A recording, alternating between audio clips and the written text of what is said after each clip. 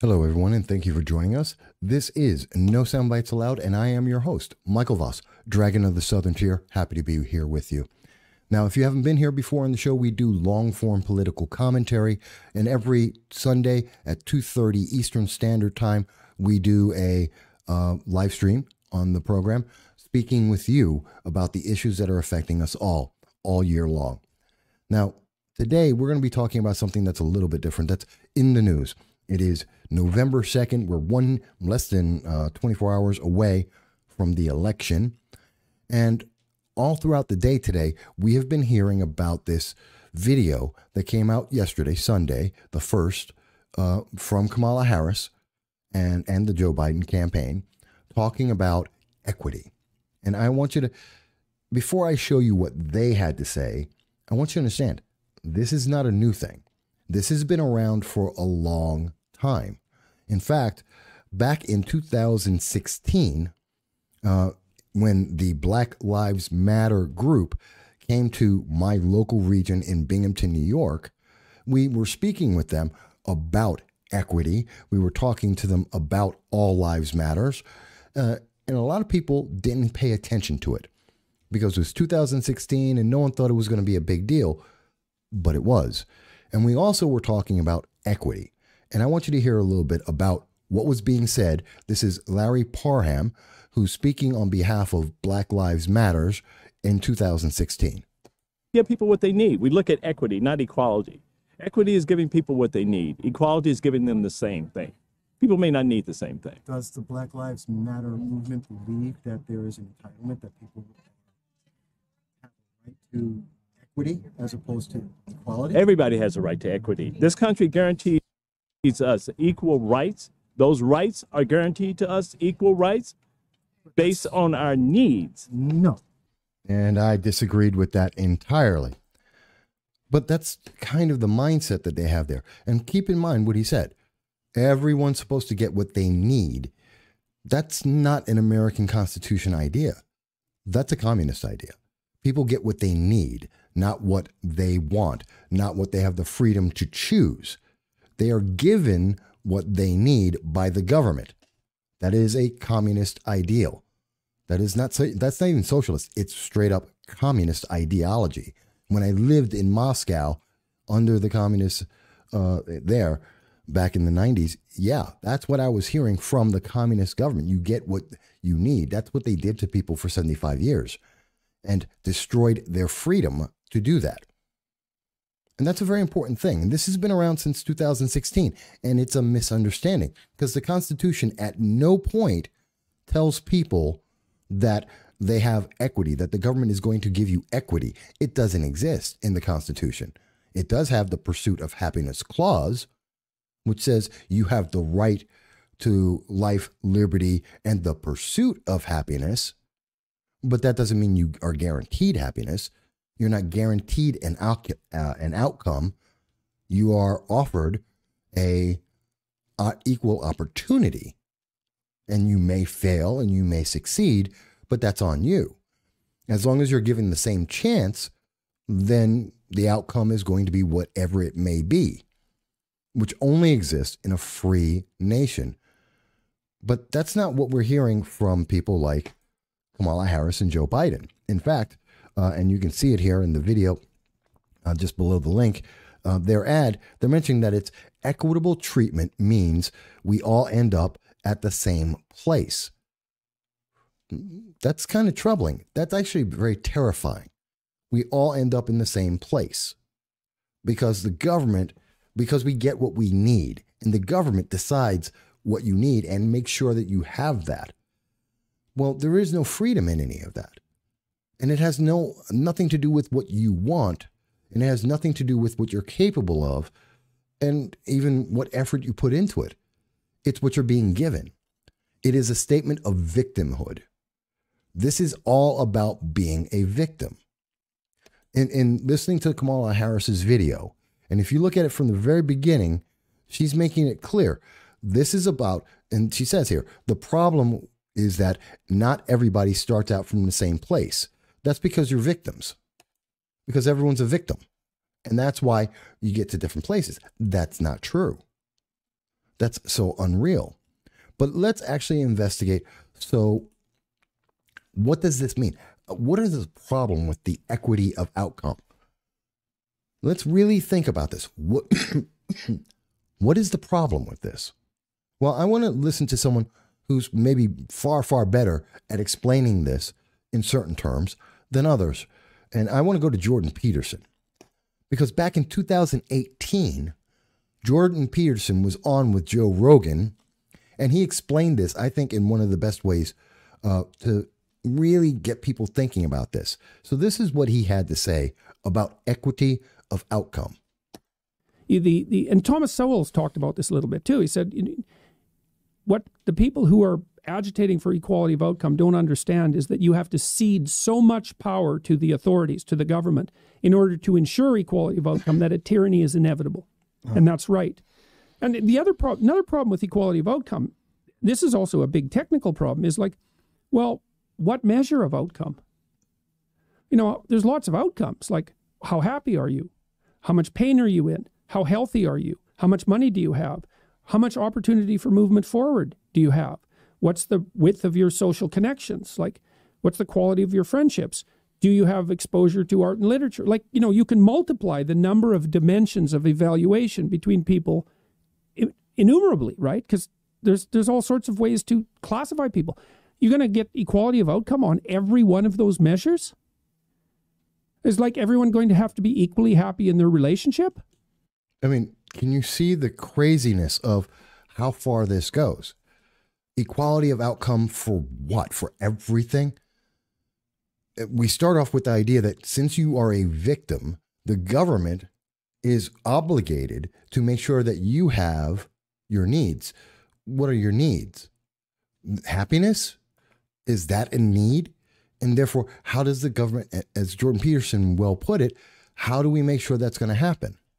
How does the government make sure that everyone's going to have the same thing? And I'm going to give you a couple of examples of how crazy this really is and how detrimental this is to everyone that it could be applied to. But how do we get it applied? That's a question that doesn't often come up either. That it's a really wonderful little message coming from Kamala Harris saying, hey, we're all going to end up in the same place. In her little video. Ooh, look, the sun is rising. Everyone's on top of the mountain. We're all together. How did you get there? How did you get there?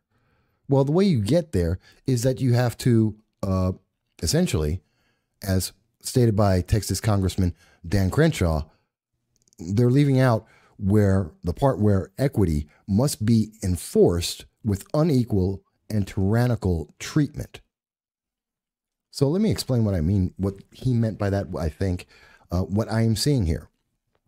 Let's imagine, let's only look at one dimension. Let's look at work. Let's look at the equality of opportunity, the equality of outcome as it is applied to jobs, okay? So in that situation, let's think about it. Gynecology. Gynecology is usually, I think, dominated by mostly women gynecologists working with other women on their bodies. Well, that's an unequal playing field. So that means we need more men as gynecologists. Now, women may prefer to have another woman as a gynecologist, but because that would be unequal and that's unfair, therefore you don't get a choice. And by the government's force, some women must go to a male gynecologist, even if they would prefer a female gynecologist. Now, it doesn't matter if those men are as qualified as the women as gynecologists. That's not important. What is important is they have to have the same number. They have to be the same. If you have a heart condition and you're going to a heart specialist, there have to be, under equality of the outcome, if you have a male and female heart surgeon, there have to be equal numbers. And if they're white and maybe black and maybe Hispanic and Asian, there has to be equal numbers because of the equality of the outcome. And if there aren't equal numbers, well, then that's unfair. So the government has to use its force to make an equal level outcome, regardless of which one of them are good and which ones of them are bad. And to make sure that they have that equality of the outcome, they all have to get the same number of patients, whether or not they're good or not. So you could have a horrible heart surgeon, but because of the number of men and women and black and Asian and white and Hispanic, because of those proportions, you have someone that has to fill that spot, regardless of whether they're capable of filling that spot or not. So they may kill you, but it's okay. And they're killing you because they're not as qualified, but that's okay because they're filling a spot and it's an equal outcome of the number of heart specialists. I'll give you another example of this.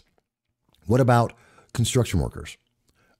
Maybe women, men and women who are working in the sewers, okay, working with garbage. These are all industries that are predominantly with men, but that's unfair. That is an unequal outcome. So to make it more fair, we have to put women into mining, into digging ditches, into construction, into working in sewers and garbage and sanitation. We have to put them in there, whether they want to be there or not, because we have to have as many men as we need as many women. And then we have to break it down by each of the colors that are out there, whether you like it or not. And the government must make that happen, because people, as you can see right now, anyone can become a sanitation worker. Anyone could possibly become a doctor if you went to the school, but because people don't choose that as much, well, then the government has to make sure it happens, regardless of whether people want it to happen or not. So if you're a woman and you don't like working with garbage and working in sanitation, you're going to have to do it anyway, because we need that quota filled, because the outcome has to be equal for everyone. You have to do it. And maybe you don't want to be a sanitation worker at all. But if there's an imbalance, if there aren't as many men and women, straight and gay, black and white, and so forth in sanitation working with garbage, well, then the government's going to tell you, but you have to do it. There's no choice anymore, because you have to do it, because we need the equality of the outcome. Everyone has to have the same thing. Let me take it into a different direction. Something that I don't hear a lot of people talking about. How about the equality of housing? Okay. And I want you to be very clear. So some people live right now in rental. They have rental homes. Some people own their home. I own my home. So, but that's not fair, because I have neighbors who are renting a house, and I have other neighbors who are renting apartments, but I own a house. We all have different outcomes. And that's unfair, according to Kamala Harris, because we all have to, what did she say again? She said that at the end of the day, we all end up at the same place. Now, I want you to consider this in housing. We all have to end up in the same place. So I own a home. My neighbor is renting a home, and I have another neighbor who is renting an apartment. They can't be, we're all in getting different outcomes. The only way to make all the outcomes the same is that everyone has to have a rental. Everyone gets the same. No one has ownership. Everyone gets to have a rental place, because you can't give everyone a house just for themselves. And we can't have everyone rent the houses, because, again, there's not enough houses. But we can turn every house into an apartment, and everyone can rent a room in that house. And we can have apartments that are renting out rooms. So everyone gets to have a rental. No one gets to own property. You don't get to have a home. Everyone gets it. Now, here's the problem with that. Okay, so now everyone has a rental. White, black, rich, poor, everyone rents. No one owns anything. You can't own any property. Okay, how do you divide the space? Who gets a bigger room and who gets a smaller room? So say you're a single male. Do you get the same size room as a married couple with 2 kids? Does a woman who's single with kids, does she get the same space as a married couple without kids? How do you divide that? Do black people get the same space as the same size space as whites in those same situations? So you're a black mom with kids versus perhaps a white couple without kids? And then what happens if they do get kids? What if you're a single woman and you suddenly become pregnant? Do you suddenly get a bigger space? Do single men always remain in a space that's just for single men? Who gets to decide that? And who gets to put you into those places? That's the government. The government has to decide who gets the spaces, how big a space it has to be, where you get to live. They have to equalize all of those outcomes. They have to make sure everyone has the same kind of bed. I mean, some people are saying, well, Mike, that's just ridiculous. But that's the equality of the outcome. That is making sure that we all get that equitable treatment means we all end up at the same place. We're all at the same place. Well, we are all renting and we are all getting a room of the same size, regardless of our income, regardless of our sex and gender. Everyone gets the same thing. That's equality and that is equity. Because it's equitable because we're all at the same ending point. We all got the same thing.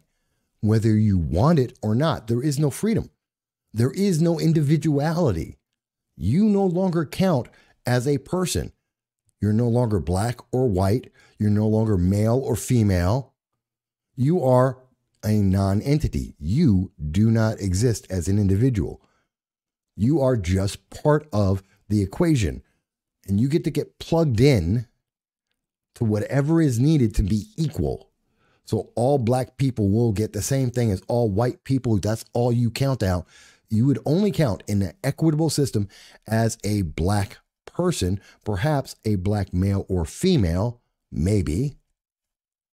And that's about it. Everything else doesn't really matter. You have to be equal. And then it keeps going. What about if you're gay? What about if you're transgender? What if you have one of the 32 different genders that Democrats have told us that people have that doesn't exist in fact, in reality? What about all of those things? What about, and again, as Jordan Peterson said, what about the happiness? Equity of outcome is dangerous because no matter how you want to look at that scenario, ultimately it always comes down to the same thing. Government has to make it happen. Government has to have power over you to make that decision, to make sure that everyone is getting the same outcome. And it doesn't matter if you are good or not, if it is something you want or not. It isn't a matter of choice or not, because it's about the same outcome. It's about that equity of outcome at the end of the day. So everyone gets a doctor, but you may not get a good doctor. Everyone gets to have space for housing, but it may not be a housing space that you want. You don't get to own it, but you get to stay in it. It may not be where you want to stay, but it's there. It's yours. That's where you get to go. That's where you will be assigned to go. Does it start sounding a little scary? Besides the fact that it's completely authoritarian, besides the fact that it's just definitely not free, there is no freedom involved with that, but it sounds terrifying because your pursuit of happiness is not involved in this whatsoever. There is no pursuit of happiness. Happiness is a non-existing thing because that would require you to be an individual, and individuals might be happy, but you don't get to be happy. What about television and entertainment? You know what? Everyone gets to see the same movie. All the movies are going to be made the same. They have to make sure they're going to have a white person, a black person, men and women, all of them in the movie. They all have to have similar kinds of roles. They all have to be good guys. There are no bad guys. And everyone has to watch that movie because all movies have to make money. Otherwise, those people can't have jobs. There's no free expression about what kind of movie you're going to have or what TV show you're going to have. And they're all going to have the same message because otherwise it's not fair.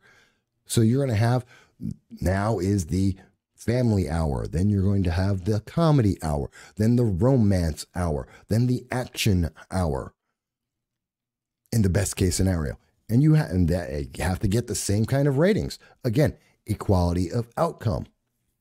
And you say, well, Mike, that doesn't make sense because that's just ridiculous. You're taking it to extreme. No, this is what it means. Just because Kamala Harris doesn't want to mention, this is what it means. This is how it is in the real world. This is how you make that idea that we all end up in the same place. How do you make that actually happen? Well, that means you have to control everything that people do. I'll give you another example of something that's very terrifying about it. I'm going to take a step back, but I want to go through this with you. Imagine that you have children, or you have a niece or a nephew, and they're young. We're talking about young children, okay? You have a niece, a nephew, a son, a daughter, a nephew, whatever it may be. There's that child, and that child was going to a school. There has to be an equity of outcome in schools, in teachers. We have to have as many men as we have women. We have to have as many people of every color and every gender and every sexuality. Every sexuality. Now, I bring that up because let's remember that according to New York Times, this is their opinion. This is an op-ed contributor from October 5th of 2014. And what were they talking about? Pedophilia is a disorder, not a crime.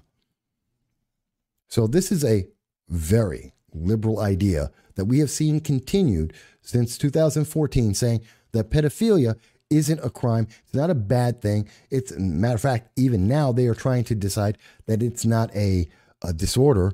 It's just a sexual preference. If pedophilia is a sexual preference, the same as being gay, the same as being straight, the same as being anything, then that means that teachers cannot be discriminated against based on their sexual preference.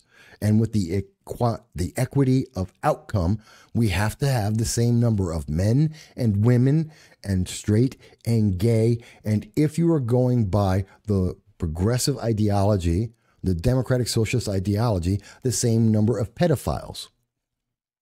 Could you imagine that? Because if pedophilia is not a crime, as this article wants to make you believe, and they are citing the Americans with Disabilities Act of 1990 and Section 504 of the Rehabilitation Act of 1973 to justify that pedophilia is not a restriction for teachers being surrounded by kids with and those teachers have pedophilia. Because if you didn't do that, well, that person, he or she, could lose their job and future job prospects because they are pedophiles. And that would be unfair. That's not an equal outcome. Think about that. It would be an unfair outcome for a pedophile to not be a teacher in a school with children. And I'm not talking about teenagers. We're talking about kids 5, 6, 7, 8. Does this make anyone uncomfortable? Because that is an outcome of equity of outcome. And at the same time, this is making everyone a victim. It is a story of victimhood because you don't get a choice. It's about you are a victim because everyone's on a different level. And the level has to be, the playing field, which I agree with, should be as even as possible for you to choose whatever you want to do so that everyone gets an opportunity to start at about the same space. And then the outcome is whatever you can make it out to be. You may want to be a baker, but if you can't boil water, you're not going to be a good baker, and then you lose that opportunity. It's not that you didn't have the opportunity, you just failed, as opposed to the equity of outcome. And that means that you would still be a baker, burning down buildings as you're trying to bake bread. It would mean that if you're a pedophile, you don't get to be a teacher now. But under the equity of outcome, then you would be. It's a very scary thought. And throughout the whole thing, you have to remember that you are no longer an individual. You are just a victim. You are just someone who needs a government to step in and to make sure that you're going to get the same thing as everyone else. As a matter of fact, going back to what did Larry say? Larry Parham, who at the time was with the Working Families Party in New York State and was speaking for BLM at that time in 2016, it's about the equality of your need. The government has an obligation to give you your needs. If you happen to be a pedophile, and according to BLM 2016, if it's about your needs, and of course, if it's BLM today, the Democratic Socialists of today, then a pedophile needs children. And according to their mentality, the government has to give them to them. Do you agree with that? How many people would agree to that?